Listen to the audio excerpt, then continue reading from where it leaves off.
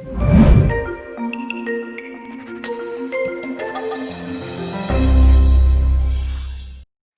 guys, what's up? Welcome back to the channel, and this is going to be a sort of two-part video because in the first half of this video we're going to have a look at the binomial expansion for when n is strictly a natural number, and then after that we'll take a look at a different formula for the binomial expansion for when n could be any rational number.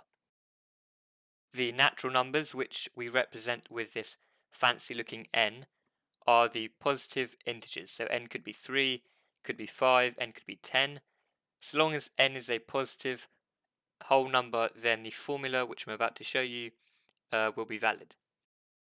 If, however, n is a fraction or a negative number or a negative fraction, then we'll have to use a different formula. And for this formula to be valid, we also need a couple more conditions to be met. And the first condition is that our value for a has to be 1. And if it isn't, then we'll have to factorize out a constant, and I'll show you how you can do that later in the video. And the second condition that has to be met is that the magnitude of b, or the size of b, has to be less than 1. B is always going to be a constant multiplied by x. So b could be x, b could be minus 4x. But what's important is that the validity condition changes accordingly. Okay, so here's the formula for the binomial expansion for when n is a natural number. And here are a couple of terms or a couple of patterns that might help you remember the expansion. So the number at the bottom of the choose operation is equal to the power of b, which increases by 1 each term. And the power of a added to the power of b is always equal to n, which is the number in the top of the choose operation. Okay, so here is our first example. Find the coefficient of x to the 4 in the binomial expansion of 2 plus 3x to the power of 10. So obviously 10 is a positive integer, and so we can use the formula for the binomial expansion for when n is a natural number, which we've got down here. So let's start by jotting down our value for a, b, and n. So a is 2, b is 3x, and n is 10. So let's write down the first couple of terms of 2 plus 3x to the power of 10. So our first term is n choose 0 times a to the n times b to the 0. So we have 10 choose 0, 2 to the 10, and 3x to the 0, which is just 1. Our second term is 10 choose 1 times 2 to the n minus 1, so 10 minus 1 is 9, and times 3x to the power of 1. Our third term is going to be 10 choose 2 times 2 to the 8 times 3x squared. And if we keep going, we have 10 choose 3, 2 to the 7, 3x cubed. And finally, this is the term we're interested in because this is going to give us our x to the 4. So it's going to be 10 choose 4, 2 to the 6 times 3x to the 4. And obviously the expansion continues, but this is the term that we're interested in right here. So what is the coefficient of x to the 4 in this term?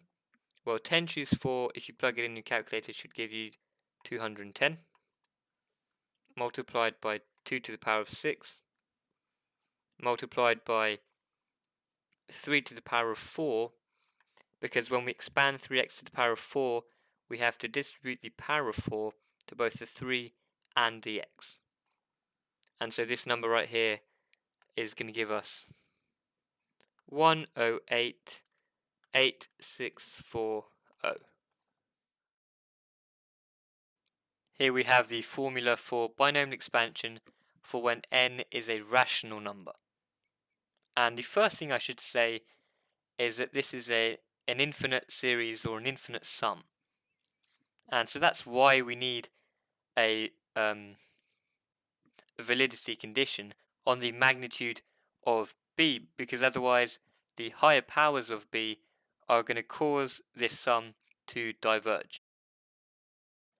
Also, if you're getting value out of this video, then consider subscribing and hit that bell icon so you never miss a thing.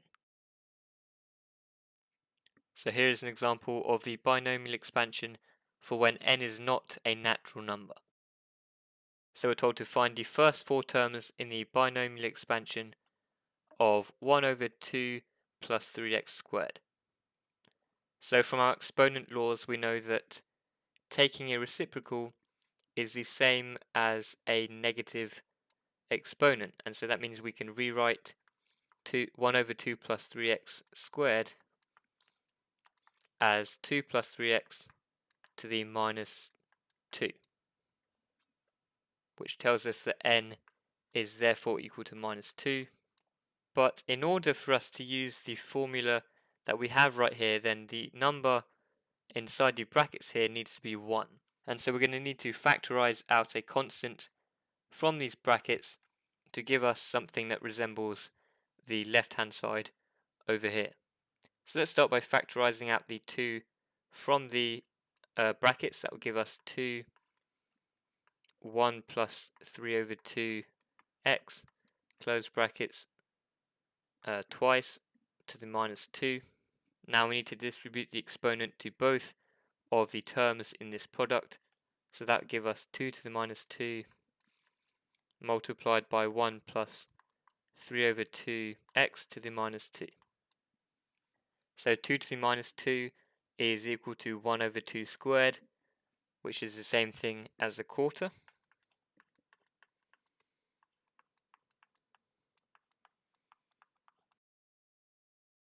And we can now use the formula on this part of our equation to give us the first four terms of the expansion. And we also now know that b is equal to 3 over 2x. So 1 plus 3 over 2x to the minus 2 is equal to 1 plus nb, so minus 2 times 3 over 2x plus n times n minus 1, so minus 2 times by minus 3 over 2 factorial times b squared, and our fourth term is minus 2 times minus 3 times minus 4 all over 3 factorial times 3 over 2x cubed. However, these are not yet the first four terms of our expansion because we need to multiply them all by a quarter. So just to recap, 1 over 2 plus 3x squared is equal to a quarter times 1 plus 3 over 2x to the minus 2, and that is equal to a quarter times the sum that we have here, but obviously it continues onwards. So a quarter times 1 minus 3x plus 27 over 4x squared minus 27 over 2x cubed. So I've just simplified the coefficients that we have up here. And so finally, if we distribute the quarter to all the terms that we have over here, then will give us a quarter minus 3 over 4x plus 27 over 16x squared minus 27 over 8x cubed. And one last thing is that the formula is only valid if the magnitude of b is less than 1. And we said that b was equal to 3 over 2x. And so we need 3 over 2x to be less than, or the magnitude of 3 over 2x to be less than 1. And so if we multiply both sides by 2 over 3, then that will give us that will tell us that the magnitude of x needs to be less than 2 over 3.